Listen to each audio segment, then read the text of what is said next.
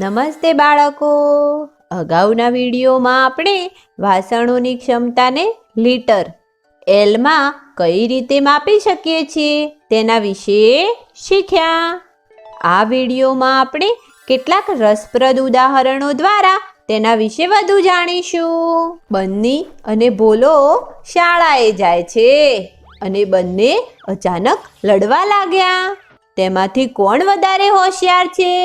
બન્નીએ ભોલાને કહ્યું, ભોલા, હું તારાથી વધારે હોશિયાર છું. ત્યારે ભોલાએ તેને કહ્યું, એવી વાત છે તો કેમ નહીં આપણે બડબોલા કાકાને પૂછી લઈએ કે આપણામાંથી કોણ વધારે હોશિયાર છે. કાકા, જણાવો, હું વધારે હોશિયાર છું કે બોલો? બન્નીએ બડબોલા કાકાને પૂછ્યું. આ તો ખૂબ જ સરળ છે. હું તમને બંનેને થોડાક કોયડા પૂછીશ. જે સૌથી વધારે કોયડાના સાચા જવાબ આપશે તે વધારે હોશિયાર હશે. બડબોલા કાકાએ ભોલા અને બન્નીને કહ્યું. બન્ની અને ભોલો બંને માની ગયા. કાકાનો પહેલો કોયડો આ છે. અહીંયા 2 માટલા છે. પીળા માટલામાં વાદળી માટલા કરતાં 2 ગણું પાણી સમાય છે. વાદળી માટલાની ક્ષમતા 3 લીટર છે. તો જણાવો, પીળા માટલાની ક્ષમતા કેટલા લીટર હશે?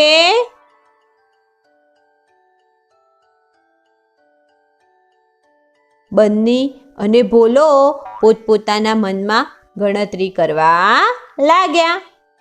પછી ભોલો તરત બોલ્યો, 6 લીટર. બન્ની આશ્ચર્યચકિત થઈ ગયો કે ભોલાએ આટલી જલ્દી જવાબ કઈ રીતે શોધી લીધો. બાળકો, શું ભોલાનો જવાબ સાચો છે? આવો જોઈએ ભોલાએ આ જવાબ કઈ રીતે શોધ્યો.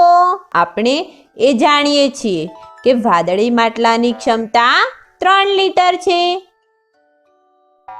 અને પીળા માટલાની ક્ષમતા વાદળી માટલા કરતાં 2 ગણી છે.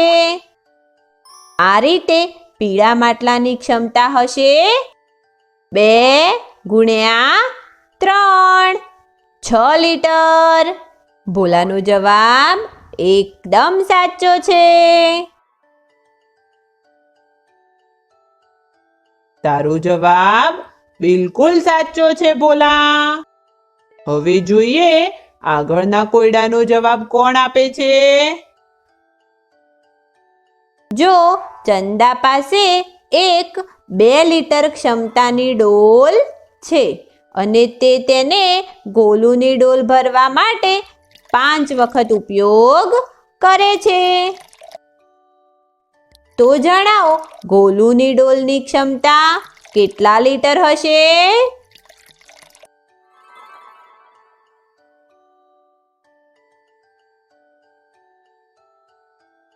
બન્ની અને ભોલો ફરીથી એક વખત મનમાં ગણતરી કરવા લાગ્યા. આ વખતે બન્નીએ પહેલા જવાબ આપ્યો 10 લીટર. બાળકો, શું બન્નીનો જવાબ સાચો છે?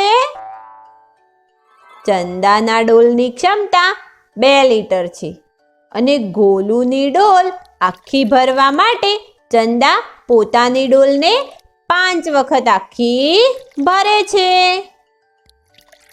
આવી રીતે ગોલુના ડોલની ક્ષમતા હશે 2 ગુણ્યા 5, 10 લીટર.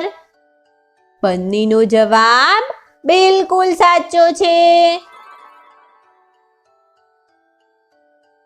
તારો જવાબ બિલકુલ સાચો છે બન્ની. બાળકો જુઓ, ભોલાએ એક કોયડાનો જવાબ સાચો આપ્યો અને બન્નીએ એક કોયડાનો જવાબ સાચો આપ્યો. એટલા માટે તમે બંને હોશિયાર છો. કાકાએ ભોલા અને બન્નીને કહ્યું. ભોલા અને બન્ની કાકાની વાત સમજી ગયા અને ખુશી ખુશી શાળાએ જતા રહ્યા. બાળકો, આ વિડીયોમાં આપણે કેટલાક રસપ્રદ ઉદાહરણ દ્વારા વાસણોની ક્ષમતાને લીટરમાં કઈ રીતે માપી શકીએ છીએ તેના વિશે વધુ શીખ્યા. આગળના વિડીયોમાં આપણે તેના સંબંધિત થોડાક ખોટા ખ્યાલો જોઈશું.